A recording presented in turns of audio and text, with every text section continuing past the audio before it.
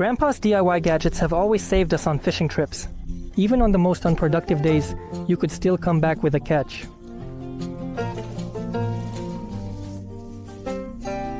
These are simple DIY projects.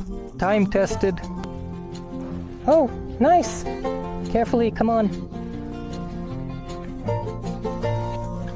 I'm sure that with these DIY projects, your fishing will be much more interesting and you'll be able to catch as many fish as possible. Friends, here are 5 DIY projects from the Soviet era. Hey everyone.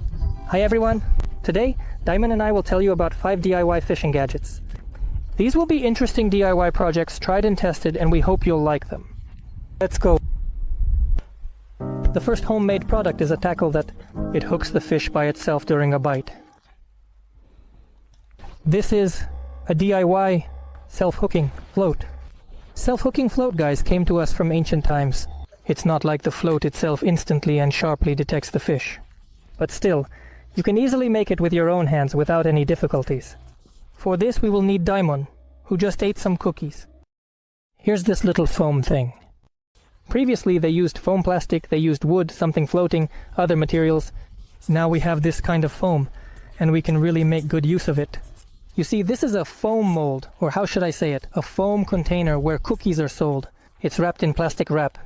This is what we will use for self-hooking. Float? Well, the base of the float will be a regular float for catching crucian carp weighing 2 grams. We need to take this thing, you need to take some kind of coin and trace a circle.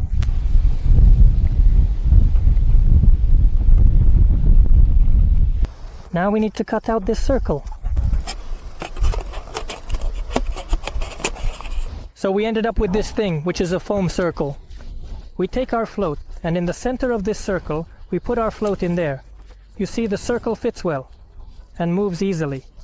This will be our basis for self-hooking. Float. What need to do? Now you need to take a lighter and light it up. So here at the top, we will singe our float.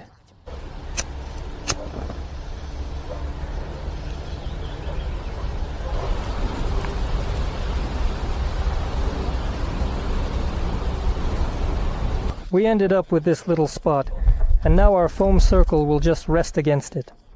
Now I'll show you how to weight this float and what its function is. We will weight the float up to the top red antenna, so our little circle will float. It's like that. At the moment of the bite, when the fish pulls down, it won't feel the resistance of our circle. The circle will just float freely. Right here, when it makes a sharp pull, our float will go down, and circle will fit into upper part of float, into our little spot that we flattened, and thus create resistance at the top of the water. And the fish will simply hook itself, guys. So it will first pull, feeling nothing. Then it feels the resistance, and suddenly something stops it. It feels like you made a little hook set. And that's the whole trick. Hey, self-hooking float. Now we'll show you how this float works. Cast it, Diamond. Slow. So, we have the antenna sticking out freely, and the circle is floating on top. You see, there are some small bites, and then we get some good ones. The float is pushing up, and we have a self-hooking action. The float has submerged, and immediately we have bites. Here, see? Both. And look, we see a fish. Who is it, Diamond? A little perch has taken the bait. Well, this is the principle on which a self-hooking float works. For the next DIY, we will need a spinning reel, such as a standard model. Unfortunately, my coils are worn out, so we need to choose a new one. Now I'm going to switch to the e-catalog with you, and we'll choose a reel for me. Let's go to the Tourism and Fishing section and open the Reels tab. And in the Reels tab, we do an advanced search and select the manufacturer. Well, here are the cheapest reels. Price, quality, a spinning reel. And we need to choose the size. Spools, the size of the spool. I think the spool size should be around 4,000 or 5,000. Here. So, we're looking at the Salmo Bait Feeder 6 reel. Right away, they recommend the e-catalog based on popularity. A popular reel. So, the price is 1020 hryvnia, 866. The price varies by website. Let's compare this Katuka with some other one now. One might say, cheaper? Yes, to understand the difference, and decide. So Salmo Elite bait feeder a bit expensive. Here, for example, is the Salmo Sniper bait feeder 4. So, what do we have here? 654, 556. The prices also vary across stores. Let's compare these two reels with each other and see what the difference is in the number of bearings, in the bait runner, the materials of the spool, and the weight. 30 grams isn't that important, but still, I think that for crucian, carp and carp, but it needs to have a bait runner. The reel will be more interesting, and the price is lower, so I think I'll stick with this reel. Salmo Sniper Bait Feeder 4. I'll get this one, and it will be a great option. I think for small fish. What do you think, friends? I always use the e-catalog to choose fishing gear and other products. So, if you're interested, the link to the e-catalog will be in the description below this video. Come in, take a look. This homemade rig is called a float fishing tackle, and it's made based on the principle of a large cork. But I saw it last year when Diamond and I were filming a video about spinning. I saw an old man who was fishing with a float using this kind of tackle. I said, "But you have a lid, it's metal. Doesn't that get in the way of fishing?" He said, "No, look." And he really, friends, cast the float. And he had a lid at the bottom. The float was purely a signal, adjusted, and it was at the top. And when it pulled, since it was sliding, you could really see the bite, the tip was bending. He caught a big bream like this. Well, that's absolutely true. And now we're going to tell you and show you how we're going to do it. First of all, we need to take a drill. I have this drill for boilies, and make a small hole on the side. Like this. We're making the second hole on the opposite side.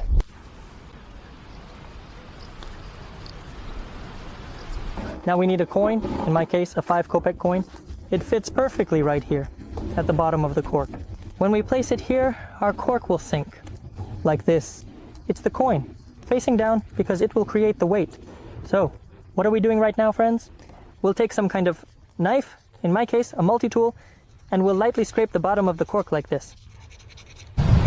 Why are we making this roughness? We're doing this to make the surface smooth and the coin sticks better. Now take super glue and stick it on this cork. Our coin has stuck. Our task now is to take super glue and stick it right here on this cork, little coin.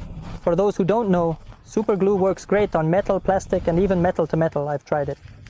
Everything will be fine in our case. We just apply the super glue here, nice and thick. Now we take the coin, press it on top, hold it and wait for a few minutes while it sets well.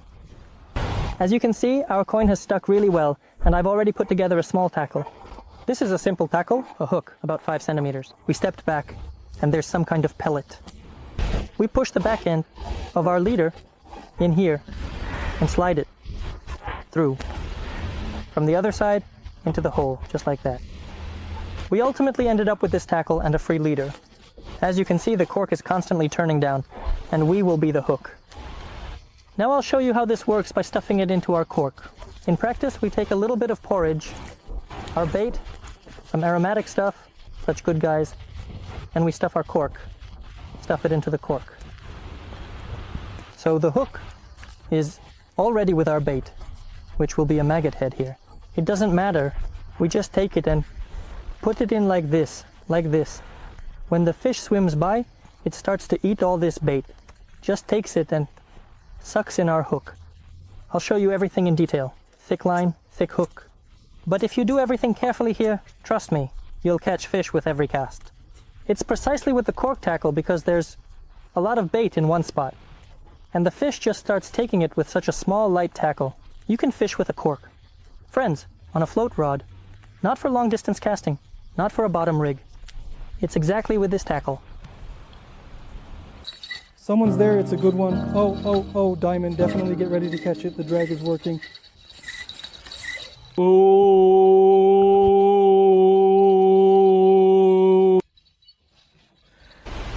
Well, friends, the next homemade product is the loop. You often have to make loops while fishing, connect lines, thread a feeder, and put on leaders. Now, we're going to show it. So we will need a safety pin and some kind of multi-tool or regular wire cutters, which everyone has. We open the safety pin, and from this edge, we bite it off right at the very tip. And what do we need to do? 2 uneven edges. We need to even them out, at least minimally, just by eye. So we ended up with this thing. So what do we do next? I think everyone knows how to use pliers in small pieces. We take a little bit, step back from the edge, and bend our safety pin like this. On one side, and also on the other. So this is the construction we've got. This is our own loop. Now we're going to show how it works. How to tie a loop. Let's say this is the line, and we need to make a loop. We take it like this, fold it in half, and put it on top. Then, when we've threaded it, we make another double loop and twist it. We put it on top here, and our task is this: to thread the double loop through our single loop so that it goes behind it. It's done this way, Obana. The pin spreads everything out, and the loop goes through further. Yes, we flip them over, just like that. Now it's just a matter of business. We slowly pull it up and remove these 2 loops from our pin. And the first loop stays right where it was. Then we tighten this up, and we end up with a loop the size of our pin. Here it is, our finished loop.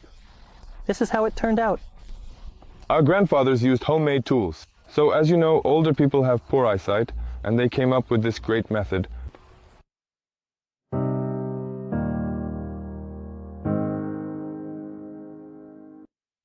Friends, we all fish with bottom rods and throw lines. And often we need to make a weight. If you buy a heavy lead weight, it will be quite expensive. It's easier to do it yourself. You can absolutely make it in any shape and variety of different size you need. For example, I use cylindrical weights. They have a hole inside, which makes them slide easily and can be made by hand. It's quite simple. If before I made them in sand forms made poured this. So today I want to tell you another way to make this weight is by using a 2-part wooden mold. So watch and, so to speak, make the weights yourself. What do we need for this? 2 pieces of wood. It doesn't matter, guys, just 2 scraps. The main thing is that the top edge is even. We stack them together. This way we get a flat edge, so it's even and smooth in height. Right here. And now we need to carefully screw these 2 pieces of wood together using a screwdriver. Self-cap screw.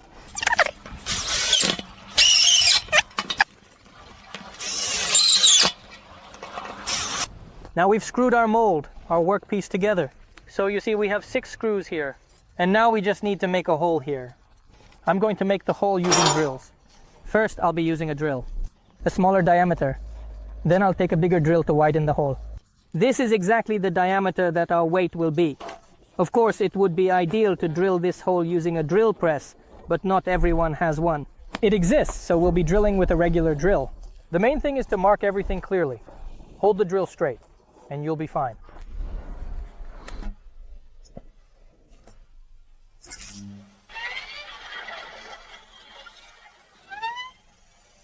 As I said, we just replace our drill with a thicker one. Be careful, your drill might be hot. Next, we will need some lead. I already have a little bit of melted lead, but you can get it from an old car or motorcycle battery. I'm going to heat all of this up on this kind of portable burner. Now I'm turning it on fire, and we start melting our lead. I've already prepared the mold for pouring. This is what we're going to pour into. The lead has already melted. I'll also show you guys. The lead has melted, and there's already some on top. You could say that there's trash in the metal, the stuff that doesn't melt, and this is present in any melting of lead or any metal. It has this kind of trash in it. Trash. This one won't work. It will stay at the bottom when we pour it now. It won't flow into our mold, so to speak. Now our task is, when our lead has completely melted, we turn it off. Take something good that we will use for pouring. Pliers, definitely strong ones, and be careful. We start pouring this into our mold. We poured once, now let's take it and pour the second mold.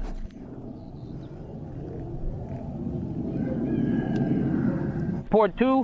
What's left on top is not a big deal. All of this, then it can be removed. After our wall has cooled down, or rather set, how should I say it, the metal, in short, has acquired a solid state, we can start taking apart.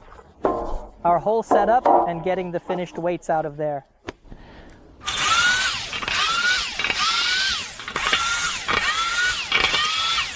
Distributing it at first seemed not so easy.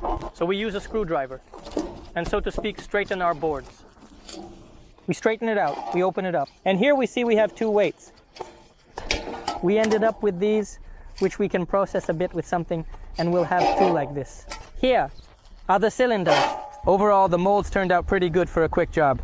So to speak, overall, I want to tell you that this mold has the shape it needs. Cylindrical, but it requires a lot of manual finishing. So they need to be smoothed on the sides and on top. It's clear that we need to cut it. In general, you can do them in just a few minutes. I think we need to bring it to this kind of state. Make a little cylinder out of them and drill a hole. And this will be the weight for the bottom fishing rod that I use for catching fish in my videos. As you saw, this design is quite simple, but there are some nuances. This mold needs to be made very well and lubricate it with something. So I would still choose the first option out of the two, the one I talked about last time, with molds in the sand with paper. They're very simple and they turn out well. In my opinion, it's more even. However, if you're going to make weights for yourself many times and you need a reusable mold, then it's better to use this wooden mold and prepare it well. And you can pour these weights very often. Well, friends, here it is. We have a small collection of DIY projects. If you liked everything, give us a thumbs up. We think it will definitely come in handy. What did you like the most? I like the cork the most. What cork? The tackle, the cork. And I like the self-hooking float. The float is also pretty good, by the way. Maybe if you really want it, just ask in the comments. We're going to try going fishing, catching both types, right? So guys, please ask in the comments, let us know what you want us to fish for, either with a float or with a cork or both. We can make a video like that too. Yes, be inventive. Be inventive, so to speak. Make DIY projects and catch fish with them. We drove the fish with us to the fishing spot. Good luck, everyone, friend.